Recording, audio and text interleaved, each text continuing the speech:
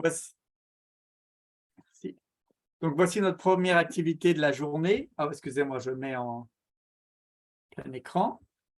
Donc, aujourd'hui, notre activité brise-glace est de compter de 10 à 1, donc à l'envers. Chacun doit dire un numéro.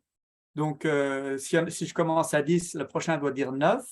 Mais attention, si deux participants disent le même numéro en même temps, on doit repartir à 0. D'accord? Il est donc important de bien regarder les autres participants pour placer un numéro au bon moment.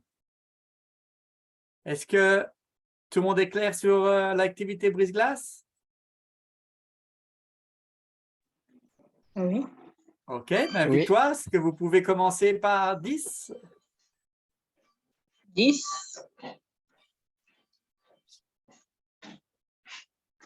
Non.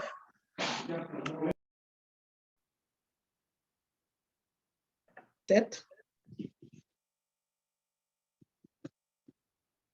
On peut parler 2 fois ou bien une seule? Oui, oui, on peut parler 2 fois. Le seul 10. truc, il faut... Pardon.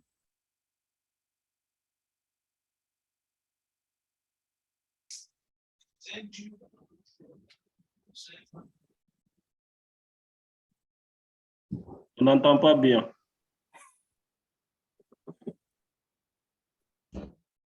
Le dernier numéro que j'ai entendu, c'était 6. Oui. 5.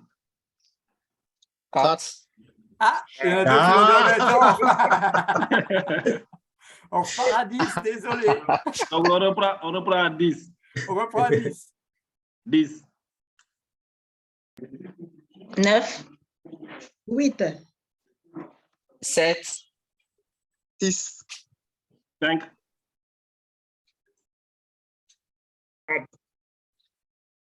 3. 4. Ah, On a déjà dit 4. désolé, on repart à 10. C'était à 3. On était déjà à 3. Oui.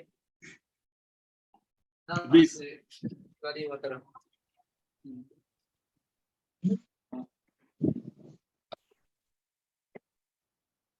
J'ai dit 10.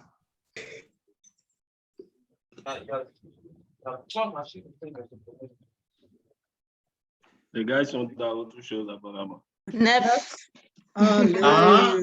Encore. C'est pas simple. On va jamais en finir là. Ouais, Ouais, vraiment. Hein?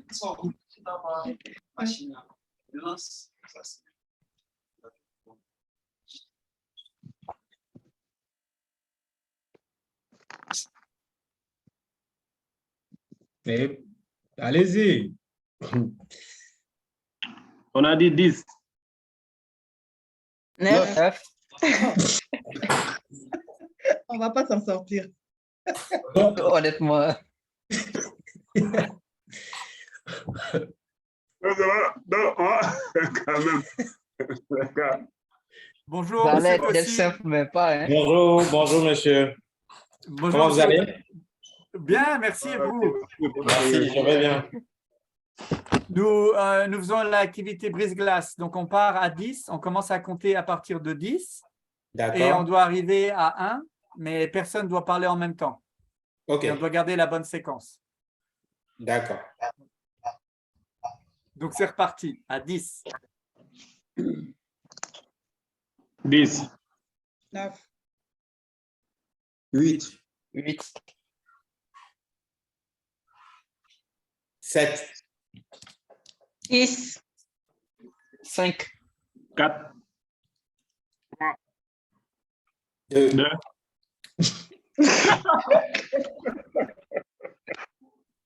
Courage. Vous êtes trop Allez, Oh. dernière fois. Petit conseil. Je vous conseille tous d'allumer vos caméras. Là, vous verrez ce que les autres font. Ça vous évitera de prendre parole quand quelqu'un d'autre veut parler. Et observez bien vos pairs. Allumez tous vos caméras. Vous allez y arriver. Je pense que c'est mieux.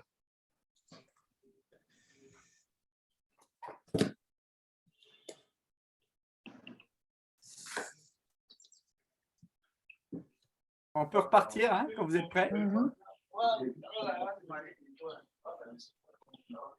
10. 9. 8,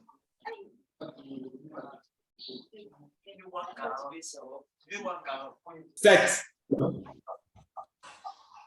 6.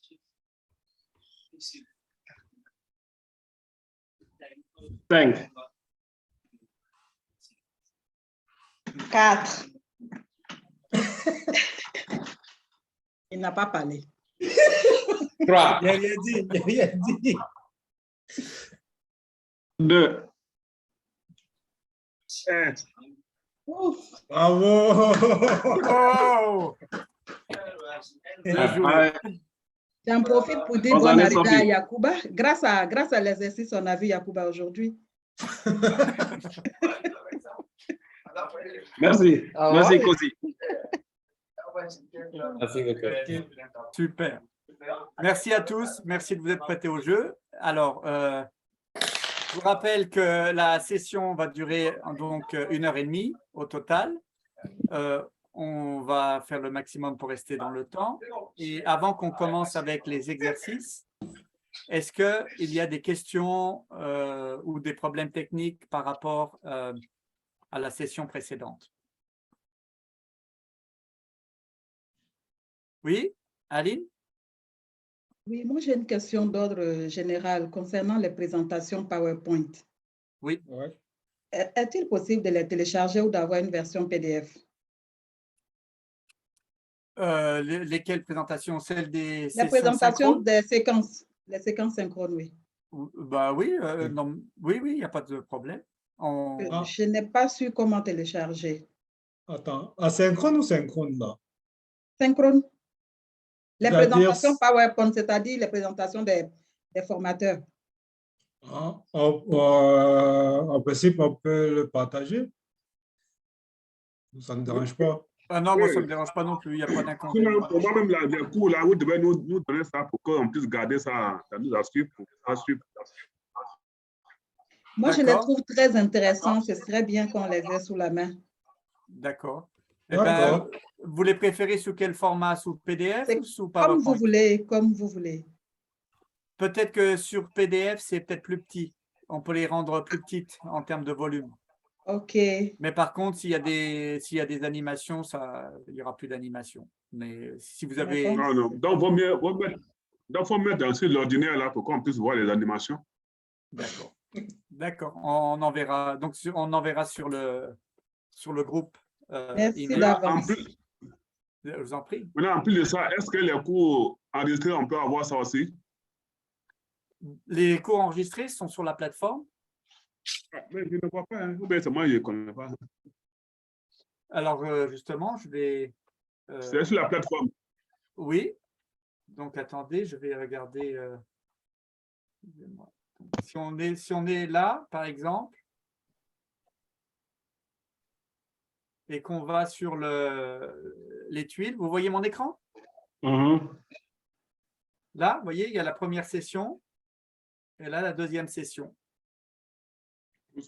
Ça, c'était la première semaine. Donc, excusez-moi, je suis peut-être allé un peu vite. Donc, vous avez des tuiles là. Donc, la tuile présentation, la tuile d'introduction et la tuile du module 1 et la tuile du module 2. Si vous allez sur la tuile du module 1, là, vous cliquez, vous avez donc les vidéos qui correspondent à nos sessions. Ok. Donc là, c'était la première session, là, la deuxième session. Et je ne sais pas si… Claude a été très efficace. Il a déjà mis la session dernière également de lundi, de mardi dernier, la session de mardi. D'accord? Ça vous convient, monsieur Lamine?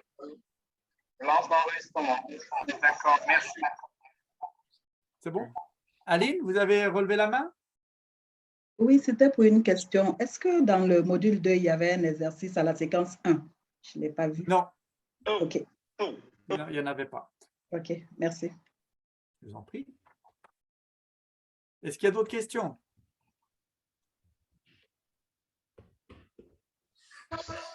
OK, donc je prends le silence pour… Là, pour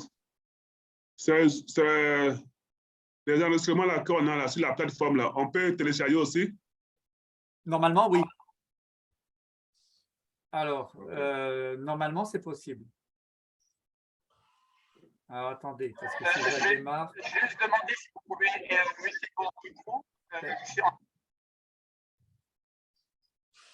Alors là, par contre, non, ce n'était pas téléchargeable depuis la plateforme. Depuis le lien Zoom, normalement, c'est téléchargeable. Par contre, vous pouvez partager, vous pouvez cliquer en haut du lien. Attendez, je n'ai pas partagé mon écran. Vous pouvez vous envoyer le lien, parce qu'en fait, c'est un lien YouTube. Sinon, vous auriez été obligé de rentrer un code à chaque fois. Et donc, vous appuyez, vous voyez les trois petits points en haut à droite, Monsieur Lamine? Oui, oui. Oui, oui, je vois. Si vous appuyez là-dessus, vous pouvez partager la vidéo et vous envoyez le lien par email. Donc, vous n'aurez qu'un lien. Par contre, ce ne sera pas un enregistrement, ce sera un lien pour voir sur Internet, là où elle est logée sur Internet.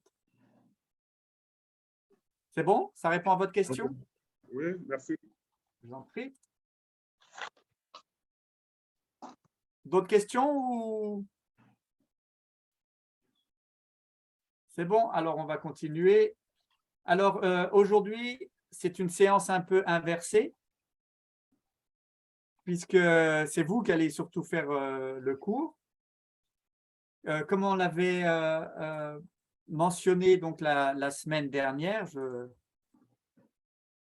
les exercices sont à présenter par groupe. D'accord? Donc, il n'y avait pas d'exercice pour la première séquence. Par contre, il y avait un exercice pour la deuxième séquence, l'exercice 2, qui est à présenter donc, par le groupe 1, composé de M. Yacouba Koulibaly, de Lamine, de Philippe et de Victoire. Est-ce que vous voulez partager votre écran ou est-ce que vous voulez que j'aille chercher les documents qui ont été soumis? N'oubliez surtout pas, avant que j'oublie, n'oubliez surtout pas, même si c'est des exercices de groupe, de mettre votre travaux sur la plateforme, hein, de soumettre individuellement, même si c'est le même document, qu'on ait une trace que tout le monde ait fait son travail, s'il vous plaît. Qui est le porte-parole du groupe Qui est le porte-parole du groupe 1 qui va présenter? Vous avez désigné un porte-parole? On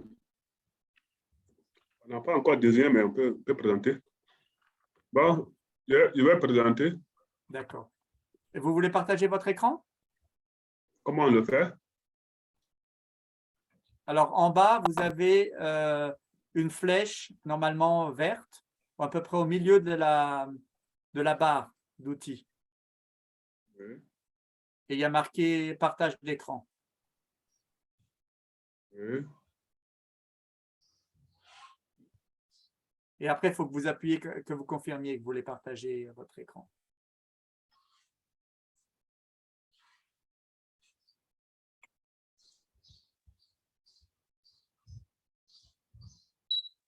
Merci.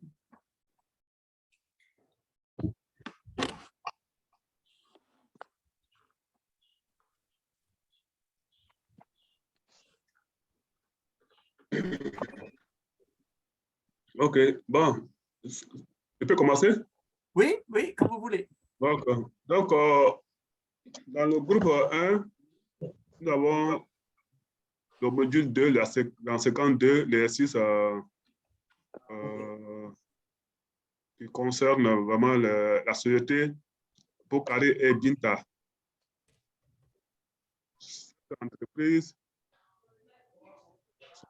L'entreprise Boukari et Binta sont en partenariat. Ils ont enregistré les entreprises sous le nom de Boukari et Binta Export Limited. Et ils se sont spécialisés dans l'exportation de noix de cajou transformées vers l'Europe. à la fin de l'année, se terminant le 31 décembre. À la paroisse, non, à la paroisse de la briqueterie. À la paroisse de la briqueterie. Tu vois, quand tu me donnes le total corps de police, après, ça le police. Allô? Allô? Oui, allô? Alors, vous m'entendez? Oui, monsieur Oui. Lamine, on vous entend. OK. Donc, j'étais en train de faire la lecture de l'exercice avant de passer à la résolution. C'est bon? C'est bon. OK. Donc, à la fin de l'année, se terminant le 31 décembre 2020, voici des extraits de l'air Résiste. Vente au comptant, 100 000 $. Vente à crédit, 120 000 $. Commission reçue pour services rendus, 20 000 $.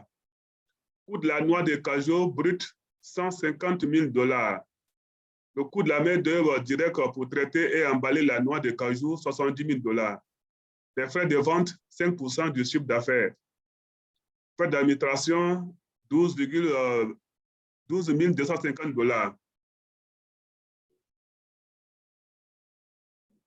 Maintenant, on nous met le chiffre d'affaires égal à vente comptant plus vente à crédit. Boukhari est enthousiasmé par les ventes et s'exclame: les affaires vont bien cette année. Il a ensuite suggéré qu'ils prennent 20 000 $ chacun comme part des bénéfices. Mais Binta s'est opposé à cette idée et a insisté pour que les comptes soient établis avant de partager les bénéfices. Cela a provoqué une tension dans leurs relations. Boukhari a également besoin d'une justification pour préparer le compte des résultats alors qu'ils ont de l'argent en banque. Ils ont accepté de vous inviter en tant qu'experts financiers pour servir de médiateurs entre eux.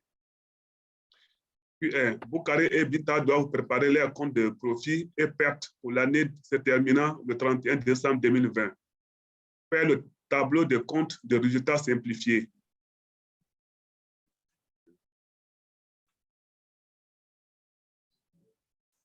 Donc, dans l'exercice, il y a un tableau qui était déjà présenté pour nous permettre d'établir vraiment le compte de résultat. Comme on l'a dit, le compte de résultat simplifié. Donc, comme vous le voyez à l'écran, au départ, nous avons les ventes au comptant, les ventes à crédit, la commission reçue pour services rendus qui totalise les produits revenus. Donc, vente au comptant 100 000, vente à crédit 120 000, la commission reçue pour services rendus 20 000. Donc, la somme fait 240 000. Nous avons le coût de la noix de cajou brut, 150 000. Le coût de la main-d'œuvre, ce sont les 170 000. Donc, le total des charges, donc, moins le total brut, total des produits moins total des charges pour faire la marge brute, ça fait les 15 000. Ça fait 240 000 moins 150 000 moins 170 000. Moins 70 000, pardon, il reste 15 000. Donc, les frais d'administration et les frais sur vente, ça donne le total des charges de dépenses. C'est-à-dire 12 250 plus 11 000, ça fait 23 250. Donc, on fait la différence avec la marge brute. Donc, nous avons, ce n'est pas un bénéfice, je ne pense pas, mais ça sera au moins vraiment une perte de moins 8 250 francs. Ce que nous avons pu faire dans le groupe 1. Super. Maintenant, ils nous ont demandé d'expliquer quels sont les avantages de la préparation du compte de résultat. Excusez-moi, monsieur Lamine, parfait, c'est parfait. Est-ce qu'on peut faire juste une pause, demander à tout le monde, les autres groupes ou les personnes de votre groupe, s'ils veulent ajouter quelque chose à ce stade par rapport au tableau? Est-ce que tout le monde a trouvé le même résultat?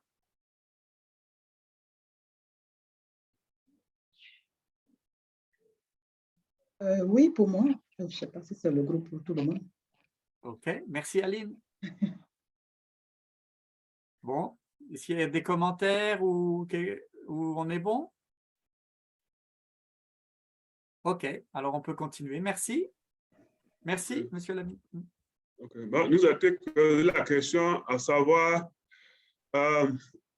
d'expliquer quels sont les avantages et la préparation du compte de résultats. Nous avons donné 3 avantages. Donc, le premier avantage, nous dit que le compte de résultats aide les dirigeants à évaluer les performances de leurs entreprises. Comme deuxième avantage, le compte de résultats permet de savoir si l'entreprise fait des pertes ou des profits afin de prendre une décision en connaissance de cause. Le troisième avantage que nous avons énuméré, nous avons dit que le compte de résultats permet de comprendre le mode de ventilation des produits et des charges afin de prévoir les performances futures. Donc voilà, ainsi les 3 avantages que nous avons cités. Merci beaucoup, Monsieur Lamine. Peut-être on peut s'arrêter un peu plus sur ce point-là. Est-ce que quelqu'un d'autre pourrait ajouter d'autres avantages? Ou du même groupe ou des autres groupes? Parce que vous n'avez probablement pas mis les mêmes avantages que ceux de Monsieur Lamine. Enfin, du groupe 1. Est-ce que vous voyez d'autres avantages par rapport à l'établissement de ce tableau de compte de résultats?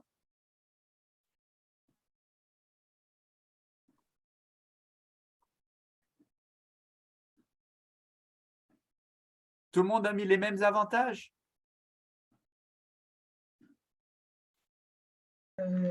Non, je peux prendre la parole. Merci, merci Aline. On a dit aussi qu'un des avantages était de fournir des informations pour accéder aux risques de l'entreprise. Merci.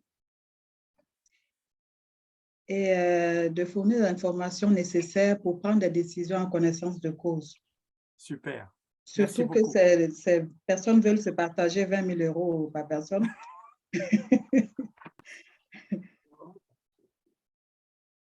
Super. Merci beaucoup, Aline.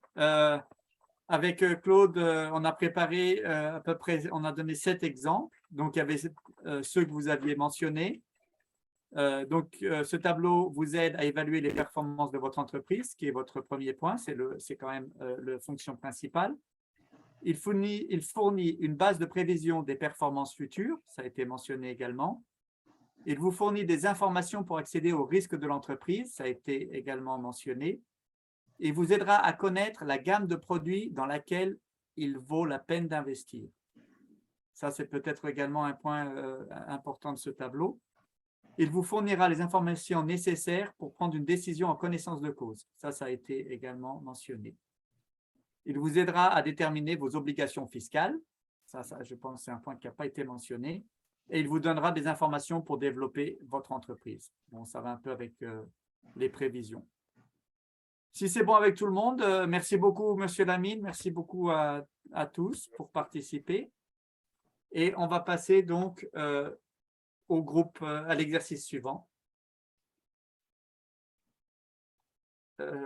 qui est le groupe 3.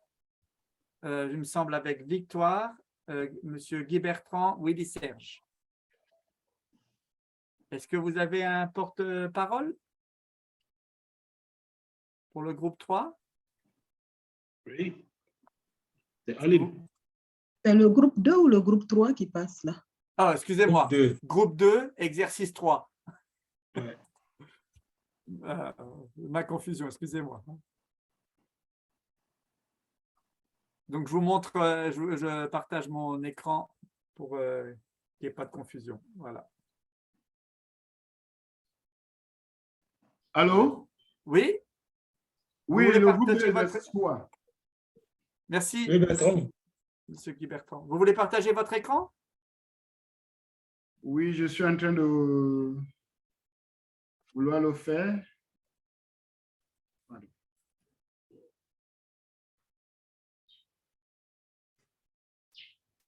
Tout s'est réduit en une petite fenêtre, je ne m'en sors plus. Hein. Attendez une petite minute. Voilà, c'est bon. Partage d'écran. Mon fichier là.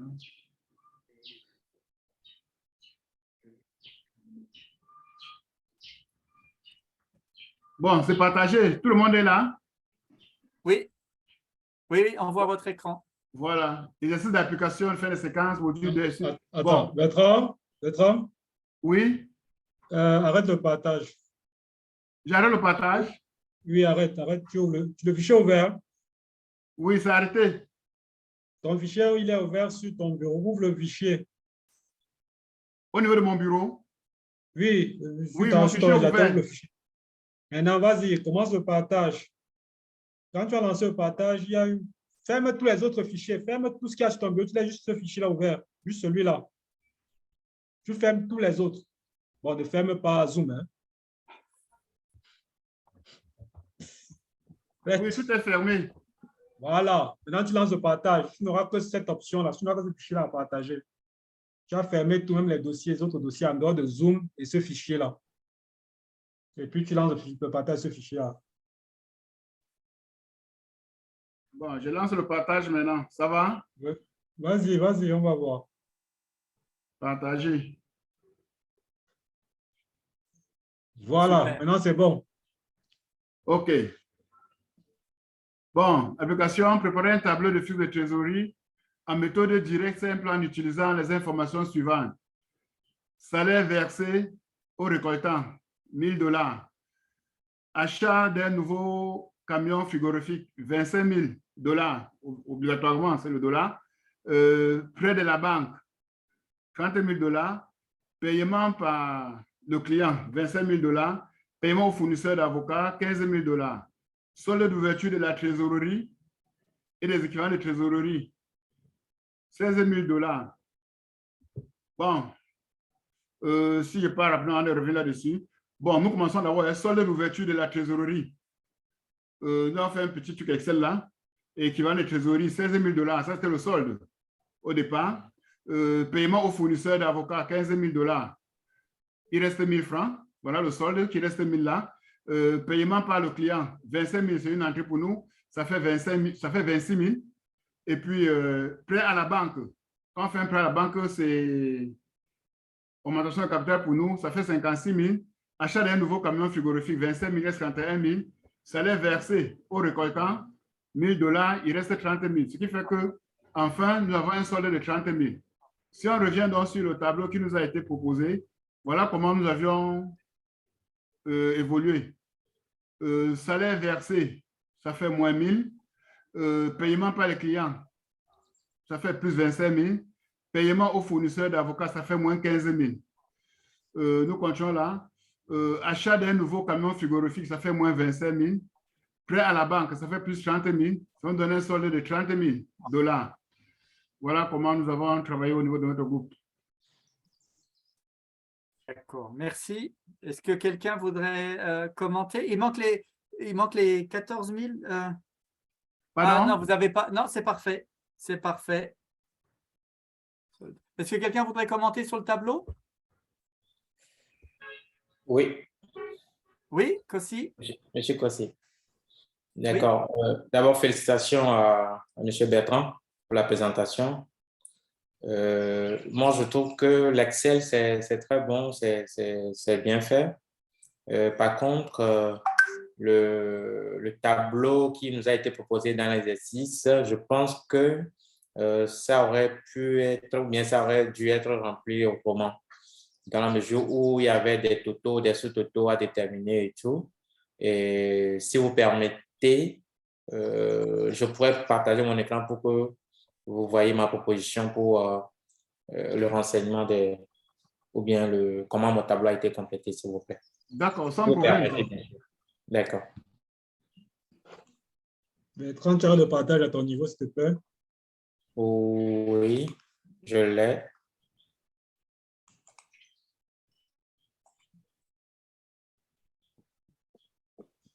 Monsieur Bertrand, vous pouvez arrêter le partage pour que Monsieur Kossi puisse partager son écran, s'il vous plaît. Mettez un peu. Donnez-moi une petite minute là. OK, OK. Arrêtez le partage. Oui, c'est fait. Merci. Félicitations pour votre présentation. Merci. Bon, je ne sais pas si vous voyez mon écran ou pas. Oui, monsieur Kossi. Oui. Je vois ton écran. D'accord, OK. Bon, je pense que, bon, voilà la proposition que moi j'ai faite. En petit 1, on a les flux de trésorerie provenant de l'activité opérationnelle. Donc, comme monsieur Bertrand vient de l'analyser, le paiement par le client, c'est une entrée, donc c'est en positif. Les paiements aux fournisseurs, c'est un décaissement, c'est en négatif. Les salaires versés aux représentants, c'est un décaissement aussi, c'est en négatif. Donc, pour le total A, pour le trésorerie provenant des activités opérationnelles, on a un solde de 9 000.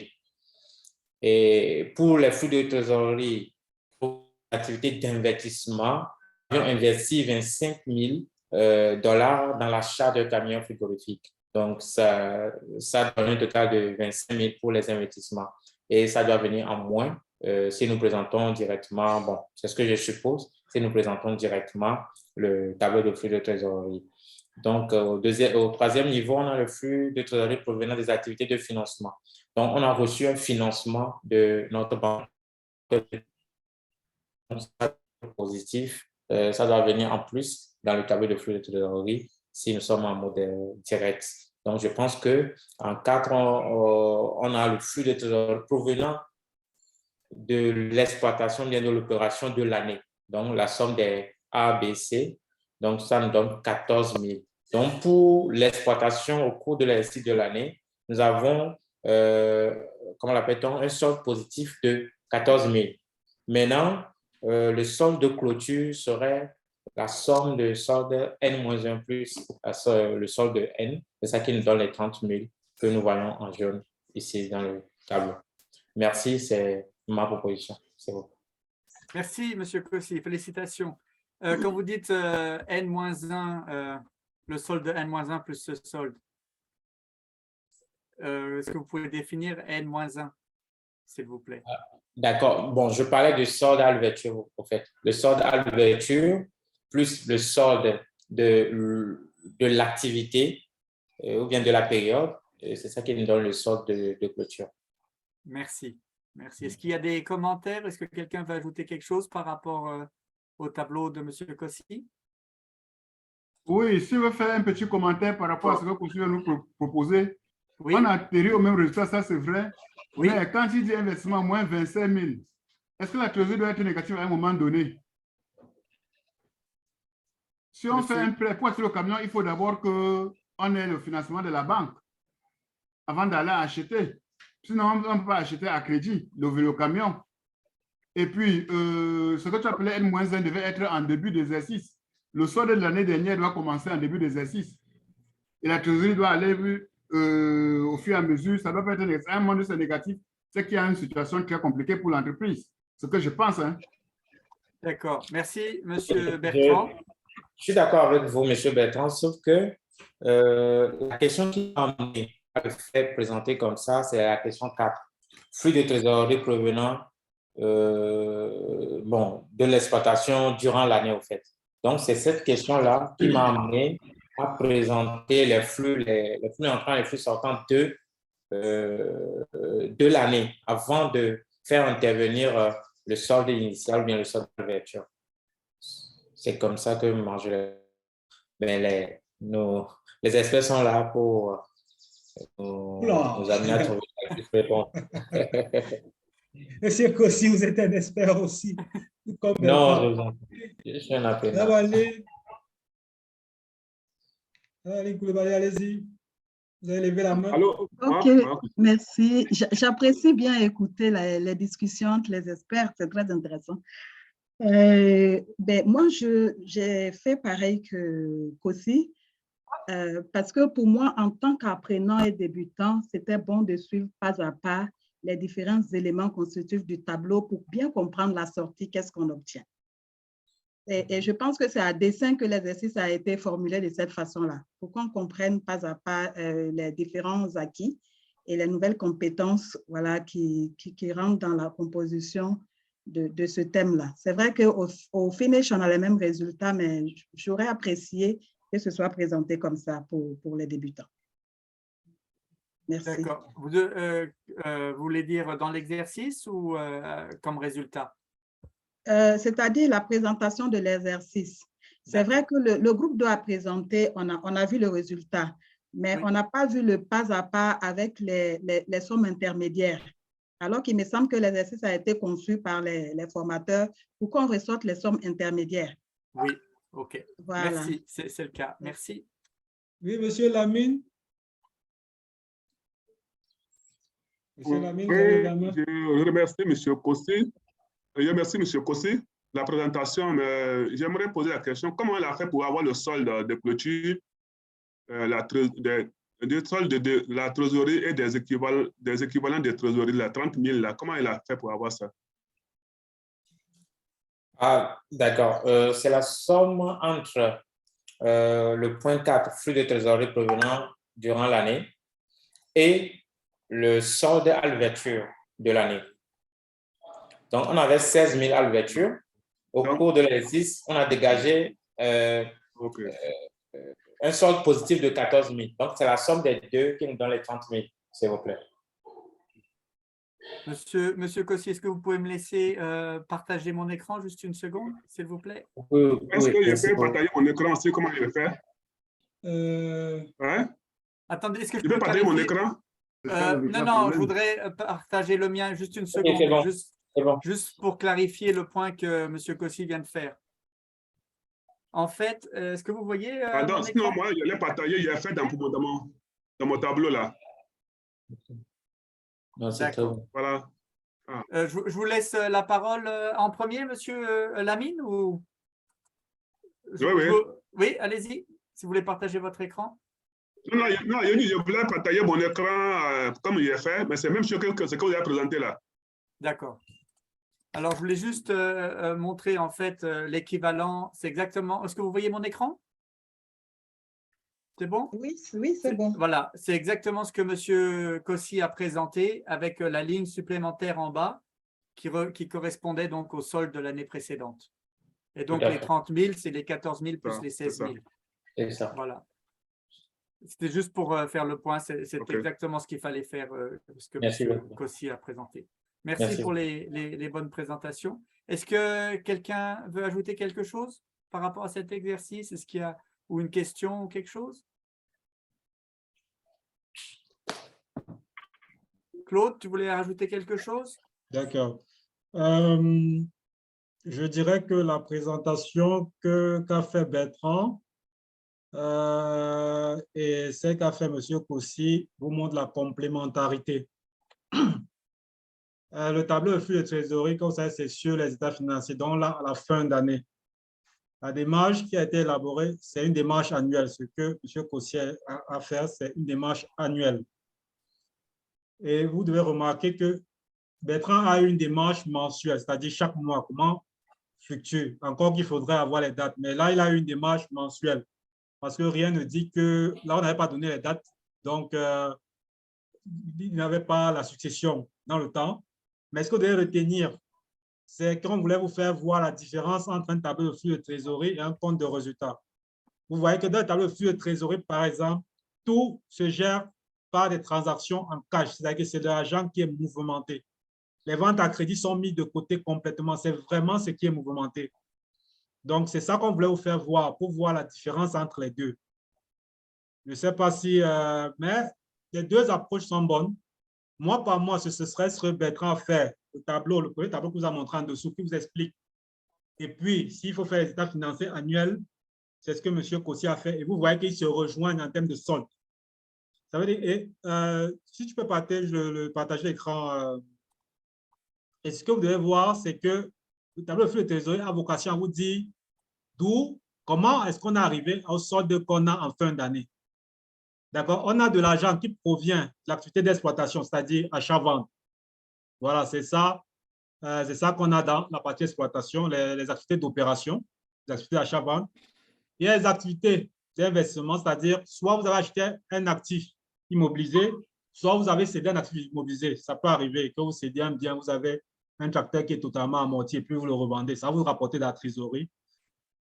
Et puis, soit c'est que c'est un apport financier, ça peut être la banque, ça peut être les actionnaires qui ont renfloué de l'argent. Mais vous devez remarquer qu'ici, on parle de mouvement de trésorerie, c'est-à-dire mouvement de caisse, c'est-à-dire qu'il y a du liquide qui fluctue. C'est ça qu'il faut retenir à la fin. Mais sinon, c'est bien de voir, ça vous permet, les deux apports vous permettent de voir qu'au final, la démarche qu'on a adoptée est vérifiable si on va sur une démarche mensuelle, tout simplement. Donc, c'était ça l'essentiel, hein, c'est pouvoir voir la différence entre un tableau de flux de trésorerie et un compte de résultat, ne pas confondre. Comme dans l'exercice 1, vous avez vu qu'ils voulaient partager, je ne sais plus, 20 000 euros alors qu'ils étaient en situation de perte. Vous voyez qu'ici, si ceux-ci veulent partager 20 000 euros, ils ont 30 000 euros en caisse. Mais encore, il faut voir s'ils sont en situation de gain, s'ils peuvent se le permettre. Et les tableaux sont complémentaires, mais ils ne parlent pas de la même chose. Voilà. Donc, c'est le complément d'information que vous voulez ajouter. Est-ce que C'est bon, Bertrand? C'est bon, c'est bon. Merci beaucoup. Oui, monsieur Kossi, c'est bon? Oui, c'est bon. Merci beaucoup. D'accord. Mais il faut toujours faire ressortir la ligne trésorerie d'ouverture, là, hein, le solde d'ouverture. Sinon, c'est parachuté. Tout à fait. Je suis d'accord avec vous. D'accord, merci. Merci. Claude, voilà, on invite maintenant le groupe 3, exercice 4. Aline, Alioune, Kossi ou Monsieur Ouattara. OK, c'est moi qui vais faire la présentation. Merci, Aline.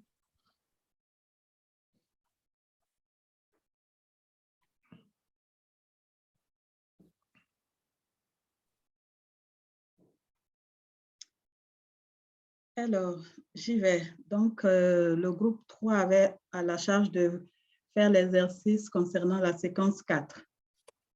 Je vous donne l'énoncé. Monsieur Serge est promoteur d'une exploitation agricole installée au Congo. Après avoir participé à une formation en gestion de PME, Monsieur Serge a pris la ferme résolution d'adopter les bonnes pratiques en matière de gestion d'entreprise. Cela passe par l'élaboration des états financiers à la fin de chaque exercice comptable. Il est absolument clair pour M. Serge que le minima pour l'instant serait de faire au moins le point sur la situation patrimoniale de son exploitation agricole à travers l'élaboration d'un bilan.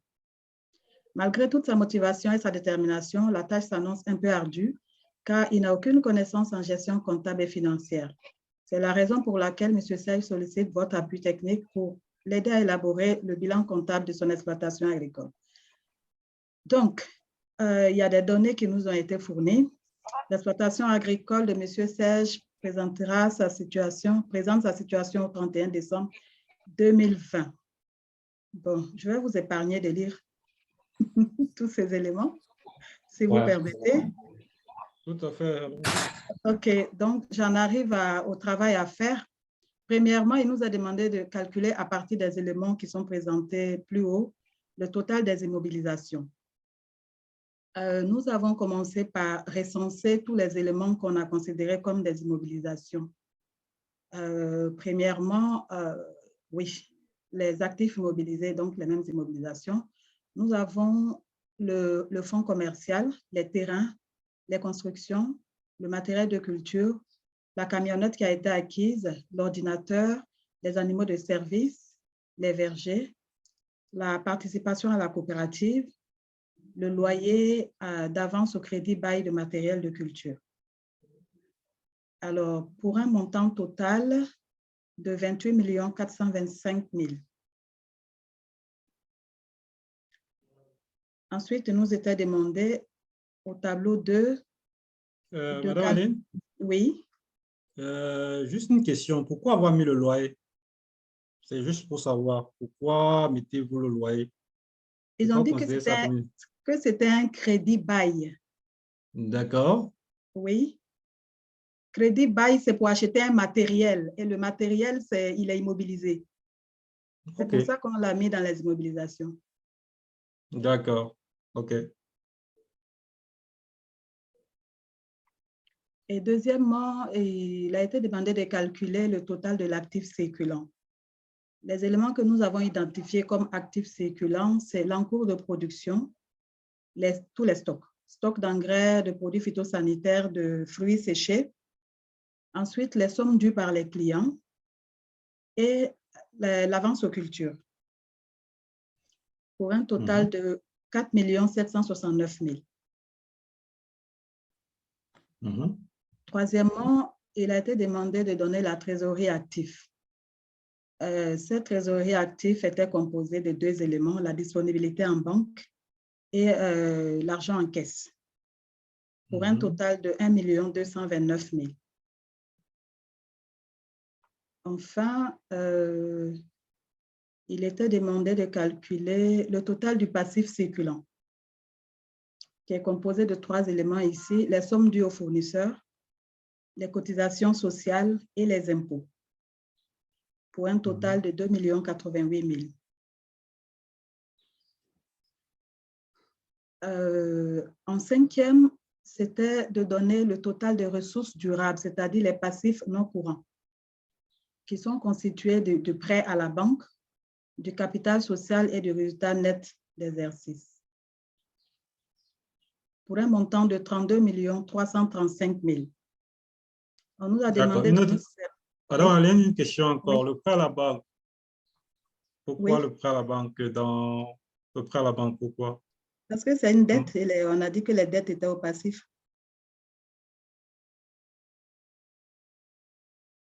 Oui, mais vous avez mis dans... pourquoi on n'a pas mis ça dans passif, passif courant? Pourquoi mettre ça dans non courant? C'est ça qui m'intéresse. Ah, pourquoi ce n'est pas dans courant? Le nombre d'années. On a supposé que le prêt ne pouvait pas être remboursé dans les 12 mois. Il ne peut pas être remboursé dans les 12 mois, vous avez supposé? On s'est dit qu'il ne pouvait pas rembourser dans les 12 mois, vu les chiffres qu'on a. Non, ce n'est pas le chiffre. On a précisé que c'était un prêt sur 5 ans. Ce n'est pas le chiffre. Donc, 5 ans. 5 ans. Ah oui, c'est vrai. Ah, c'était une question piège. C'était précisé dans l'exercice. OK. OK. Alors, à la fin, on nous a demandé de présenter le bilan simplifié avec les éléments que nous avons déjà calculés plus haut. Donc, à l'actif, nous avons reporté les chiffres qu'on avait calculés et on a trouvé un bilan actif de 34 423 000. On a également reporté au passif les chiffres qui étaient déjà donnés et on nous a dit que le bilan était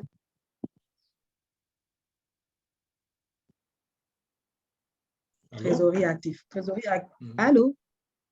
Oui, allez-y. On oui. s'est un peu perdu.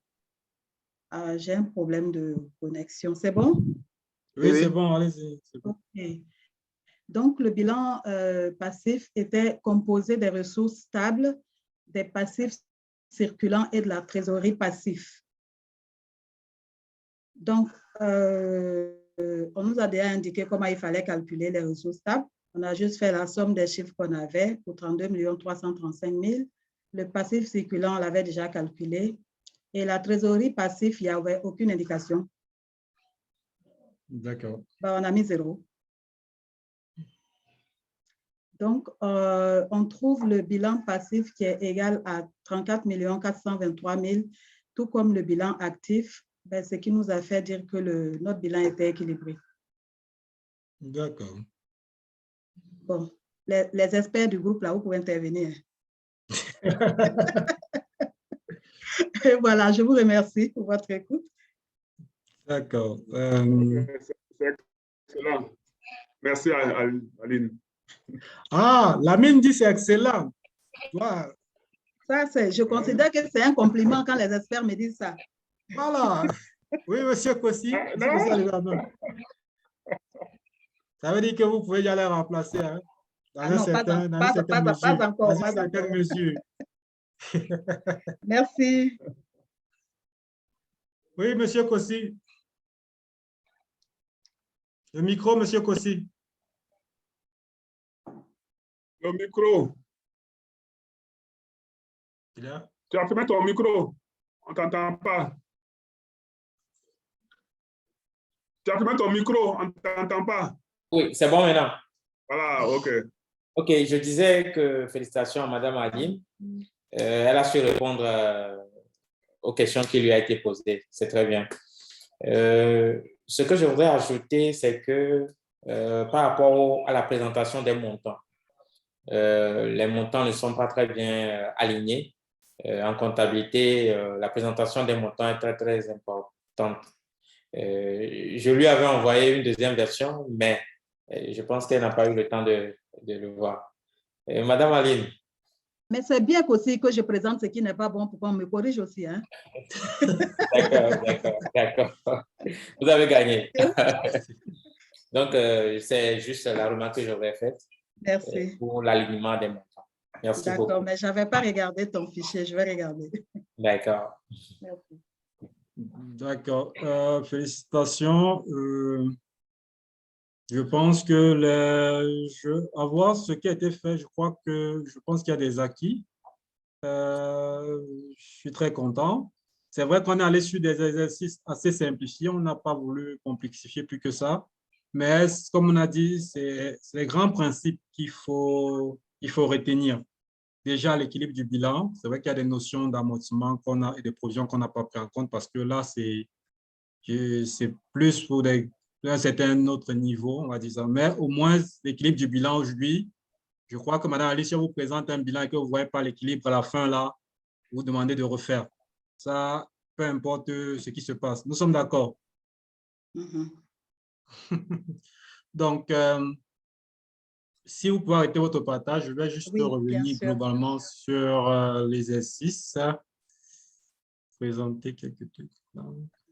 Dès que je retrouve mon écran.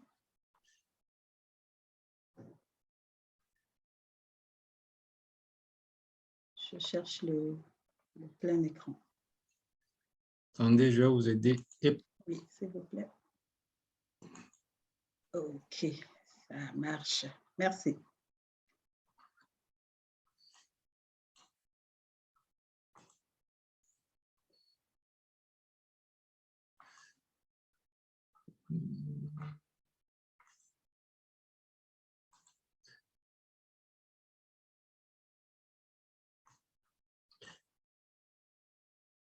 C'est bon pour l'écran, vous voyez mon écran? Vous voyez la slide? Oui. Voilà. Donc, ça c'est vraiment ce que vous avez présenté, mais je reviens un peu sur la structure du bilan en essayant d'expliquer un certain nombre de choses. Donc, ici, vous avez l'actif immobilisé. Bon, la dernière fois qu'on vous a présenté le bilan, on vous a présenté dans les actifs immobiliers, on vous a parlé d'actifs incorporels. C'est tout ce qui est immatériel, non? Un exemple, ce serait le fonds de commerce. C'est tout ce qui est immatériel et que l'entreprise détient pour une longue durée. Ça peut être un brevet, ça peut être une licence d'exploitation. Tout ça va entrer dans, ce sont les éléments qui entrent dans l'actif incorporel.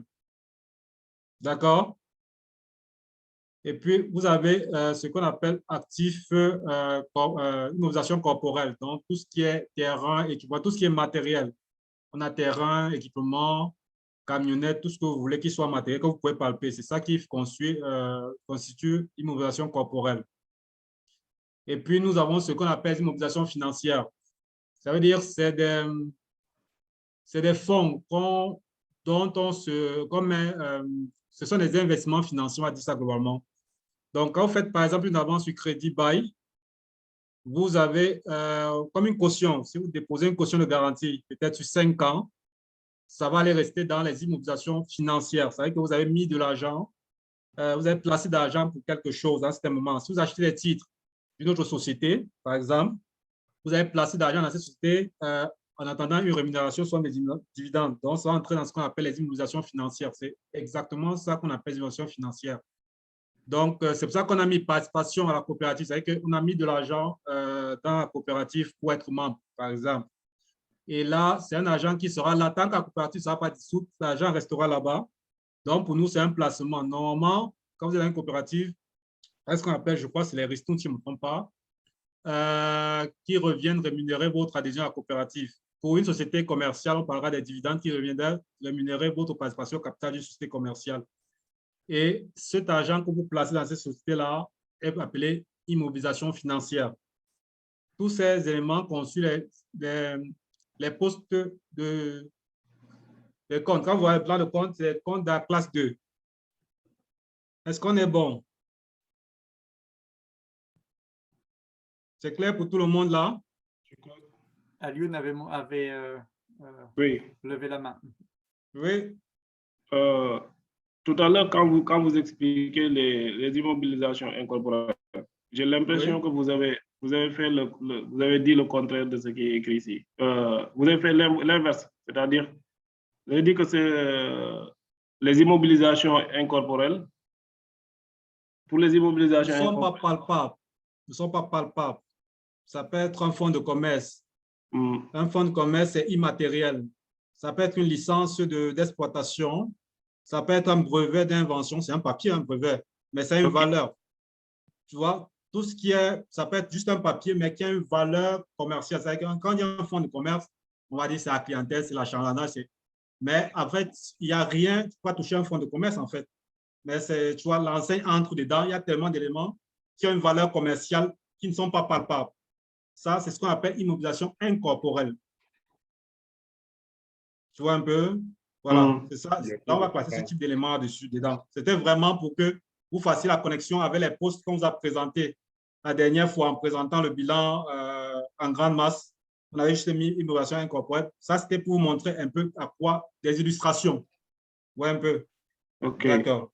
C'est plus pour expliquer, pour que ça, vous voyez ce à quoi on fait référence quand on parle d'immobilisation incorporelle. D'accord, merci.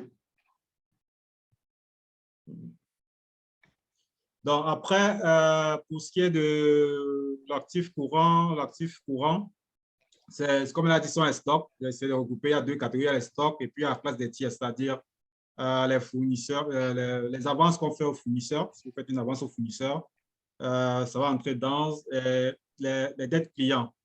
Vous voyez ce que je veux dire? C'est que ce que les gens, vos partenaires commerciaux vous doivent, y compris l'État. Hein. Quand on parle de tiers, c'est y compris l'État qui est une partie prenante. Et puis, il y a les stocks qui sont destinés à être vendus. Voilà. C'est ça qui est essentiel. La plupart du temps, c'est ça qui va construire ce qu'on va appeler actif courant. Je ne reviens plus sur le côté détention, plus d'un an et tout. Je crois que c'est assimilé. Donc, bon, après la trésorerie, c'est la classe 5. C'est vraiment ce que vous avez en banque, ce que vous avez dans Orange Money, la monnaie électronique, aujourd'hui, ça commence à prendre la place. Et puis, ce que vous avez en caisse, c'est vraiment un jargon comptable, hein, c'est ce qu'il y a dans la caisse, la caissette là, comme c'est juste un jargon comptable. C'est ça qui constitue vraiment la trésorerie active. Le plus souvent, c'est ce que vous allez trouver régulièrement. Après, il y a ce qu'on appelle les types de placement. C'est-à-dire que si vous faites un dépôt à terme, par exemple, sur 6 mois, parce que c'est moins d'un an, ça ne sera pas classé dans l'actif, les immobilisations financières, mais ça restera ici dans la trésorerie, parce que c'est moins d'un an. Tout ce qui concerne les placements financiers de moins d'un an sont considérés comme de la trésorerie, contrairement aux immobilisations financières qui sont des placements de plus d'un an.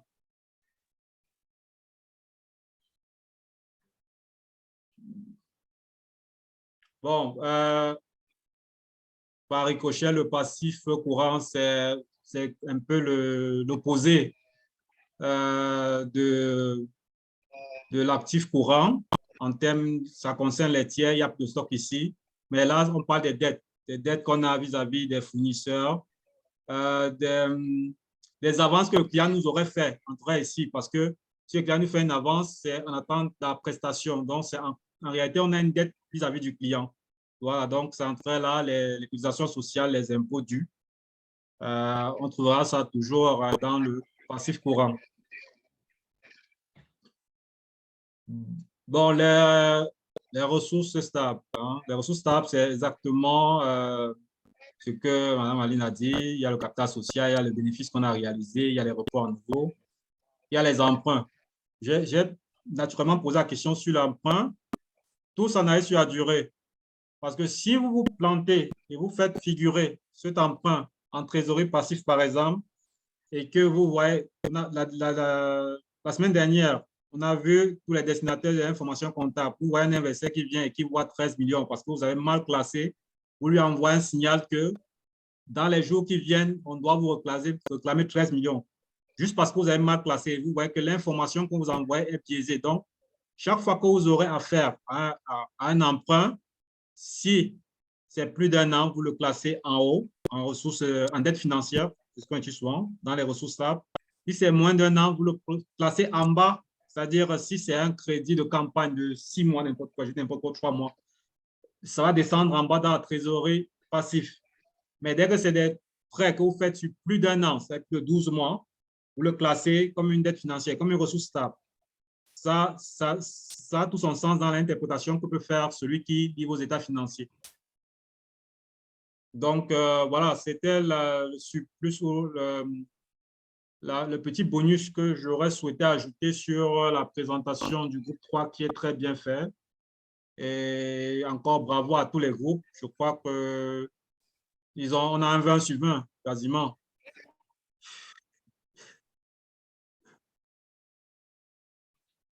Est-ce qu'il y aurait des questions?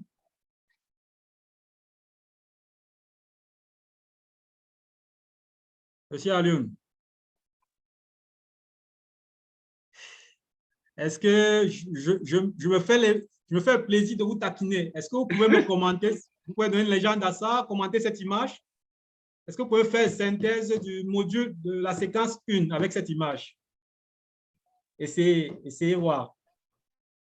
Bon. Qu'est-ce qui vous inspire en vous appuyant sur ce que vous avez vu en séquence 1? Ça, c'est l'indice que je peux vous donner.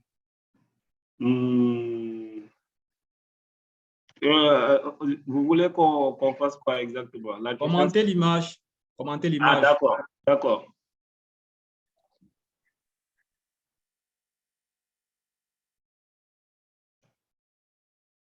Bon, là, on a les...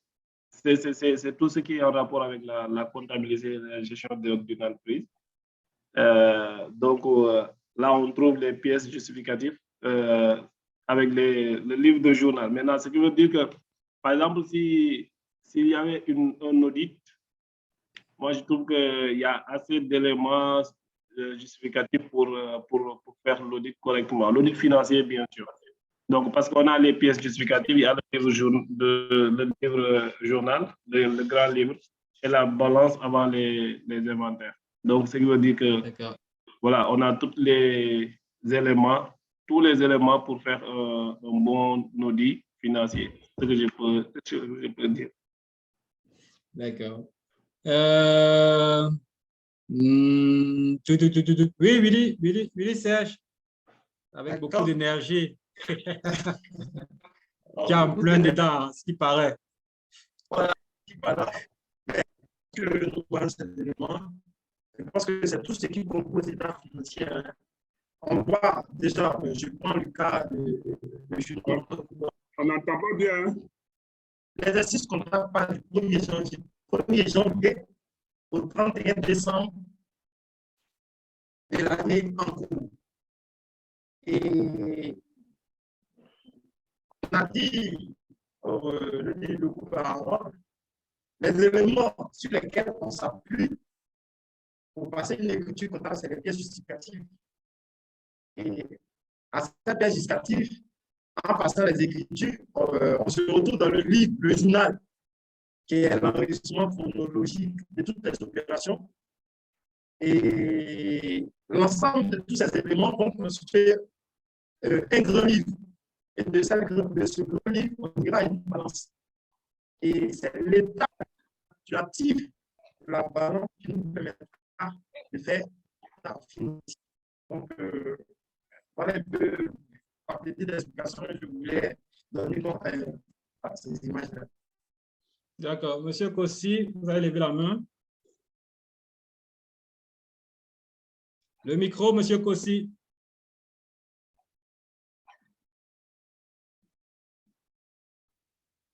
Ton micro, Kossi.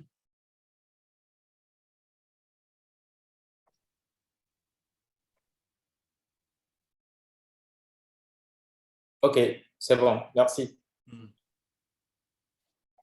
m'entendez? Oui. D'accord. En fait, je disais que je valide tout ce qui a été déjà dit. En résumé, je voudrais juste ajouter que c'est le processus, le schéma nous montre le processus d'élaboration d'établissement des états financiers. C'est tout ce que je voudrais ajouter. D'accord. OK. Il y a quelqu'un d'autre qui veut s'essayer ou... je vais aller sur quelque chose. Oui, Guy Bertrand, vas-y. Oui, alors depuis là, je n'ai rien dit parce que je fais encore les calculs, mais l'argent ne suffit pas. Je n'ai pas encore compris. Avant que je n'arrive là, effectivement, je peux voir la période comptable du 1er jusqu'au 31 décembre. Quand je vois les pièces justificatives, ça me rappelle l'écriture comptable. Il faut bien enregistrer, donc garder les pièces. La dernière fois, on a parlé des factures et des choses comme ça. Ce qui est reporté dans le livre journal, ça, j'ai compris. Et le grand livre. Après, il faut faire les états financiers. Et je crois que c'était l'objet des 3 exercices d'aujourd'hui. Et là, pendant qu'on fait les exercices, j'étais encore en train de réviser ce que j'ai fait envoyer. Et puis, il y a des points sur lesquels je ne trouvais pas les mêmes chiffres qu'on avait. Donc, peut-être il va falloir que quelqu'un rentre encore et revoie ça. Au moins, pour le résumé, il est bon. D'accord. Okay. Donc, c'est à peu près tout ce que vous avez dit. Il faut se dire, sur les 6 comptables qui correspondent souvent à l'année civile, ça qu'on part du 1er janvier au 31 décembre de l'année que vous voulez, on aura, l'activité comptable va se résumer à collecter les pièces justificatives au quotidien, les saisir dans un livre journal. À partir du journal, on va établir ce qu'on appelle un grand livre qui sera une synthèse des positions des différents comptes de l'entreprise. Et à partir du grand livre, il y aura l'édition à un certain moment, c'est une histoire en période d'inventaire, d'une balance. Je crois que vous tous en entreprise, vous avez dû croiser le mot inventaire quelquefois en fin d'année ou trimestriellement pour les entreprises qui les font régulièrement. Voilà. Donc, il y a une période d'inventaire où on va arrêter les comptes, on va dire ça comme ça, où on va s'assurer d'avoir tous les soldes, compter ce qu'on a en stock et tout ça pour s'assurer que tout est bon. Et c'est à la suite de cet inventaire-là, on sort une balance définitive qui est en fait un document de synthèse qui présente la situation de tous les comptes de l'entreprise. Donc, voilà. Et à partir de cette balance, on pourra donc établir un bilan, un compte de résultat, un tableau de flux de trésorerie. Donc, c'est cette liasse qui constituera les états financiers. C'est exactement ça, la synthèse du module que nous sommes en train de boucler. Jean-Hugues, tu veux ajouter quelque chose? Non, c'est bon, merci. Merci, Claude. D'accord. Bon, peut-être, Guy Bertrand, tu avais une difficulté sur quel exercice exactement? C'était, qu'est-ce que tu ne trouvais pas? Profite, je ne sais pas combien de temps il nous reste. Non, je crois que c'est plus sur le deuxième. En fait, je crois que j'ai dû mélanger des chiffres quelque part. C'est pour ça qu'il disait qu'il faut que je rentre encore tranquillement moi-même vérifier. D'accord. C'est si j'ai une difficulté particulière que je reviens. D'accord, donc il faudra faire ça après la formation, tranquillement. Oui, c'est après, oui. Voilà, tranquillement. Et s'il y a une difficulté qui persiste, on est là pour ça. On est là pour t'aider. Donc, voilà. Donc, globalement, voilà, présenter un peu, je pense, et merci à tous pour toujours cette participation très active de jouer de jeu. C'est vrai qu'aujourd'hui, l'activité brise-glace était vraiment brise-glace, là. L'échauffement était très chaud. Mais je suis content parce qu'on a marqué beaucoup de buts là. Donc, l'échauffement valait la peine. D'accord. Donc, pour mardi, on va introduire le 3e module, ce sera l'analyse financière. Si je me résume en une expression, c'est on va vous dire comment interpréter les états financiers.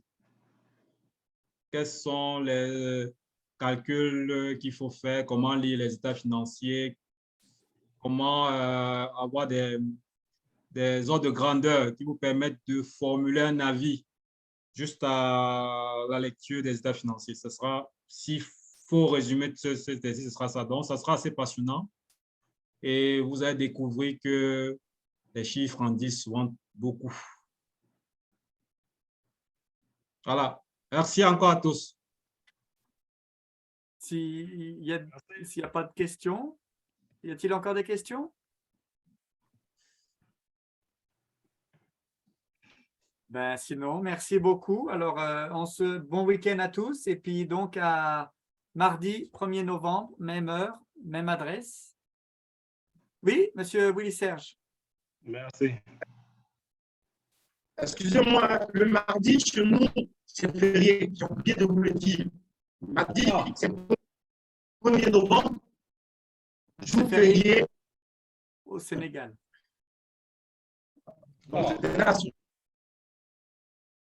D'accord. Au Sénégal, c'est aussi férié chez nous. D'accord. Férié au Sénégal. D'accord. Ah bon? Moi, je ne savais pas ça. Alioune est surpris. C'est férié en Côte d'Ivoire. Vous êtes en Côte d'Ivoire, Willy Serge? Pardon, c'est férié en Côte d'Ivoire. C'est pas férié au Sénégal. Ah, peut-être c'est férié au Sénégal aussi. Hein. Non, pas forcément. Non, c'est Toussaint. Effectivement, c'est Toussaint. Oui, c'est le jour de la Toussaint. C'est férié, oui. Mais bon, oui. C'est pas grave. On peut quand même faire la travail, formation. non?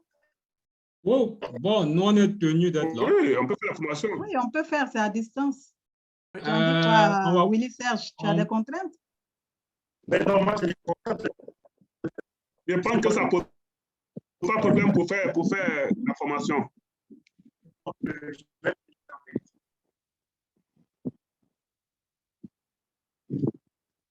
Le férié n'empêche pas la formation. Bon. Ça n'empêche pas la formation. Peut-être qu'il a des contraintes. On sait pas. Ah, Willy Serge a un long week-end. Ah oui. Ah oui, je comprends maintenant. Il ira au village. Il va aller au village. Et même au village, il peut se connecter, non? Pour 1h30 de temps, c'est un pas tuant.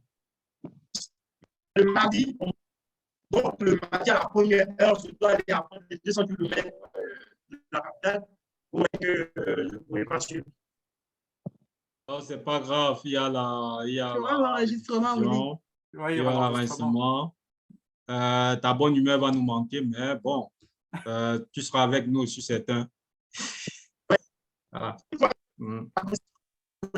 Monsieur Lamine? Je dis que le jour férié ne peut pas nous empêcher de faire la formation. Étant donné que c'est à distance, on peut rester à la maison et puis suivre la formation. Ça, ce n'est pas un problème. Tu peux prendre ton portable, tu peux prendre ton ordinateur, tu peux rentrer dans ta chambre, puis tu suis la formation. C'est tout juste 1 heure de temps, 2 heures, ce n'est pas beaucoup. Voilà. Merci, on a des avocats. On a des avocats qui gèrent le boulot. C'est bon. OK. Wow, merci encore. Oui. On vous souhaite un agréable week-end. N'oubliez pas, soumettez individuellement, vous êtes en groupe, soumettez individuellement vos devoirs sur la plateforme, s'il vous plaît. Voilà, une question sur ça. On soumet les 3 devoirs, ou bien les devoirs de... Oui, les 3. OK, d'accord. Il y a déjà soumis pour moi. On va vérifier tout à l'heure. Vous inquiétez pas. Si on se rend compte qu'il y en a qui n'ont pas soumis, on va les relancer dans le groupe. Voilà, on enverra un petit message sur WhatsApp et puis on vous envoie les présentations PowerPoint dans l'heure qui suit normalement. Oui. Par email.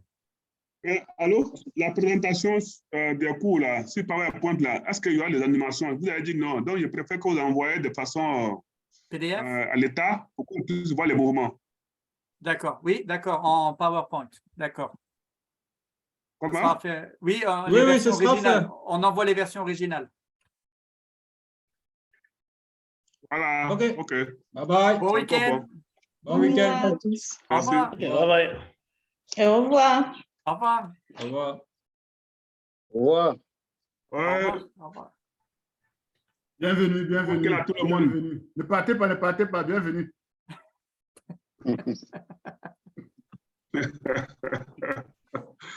Donc, mais il faut nous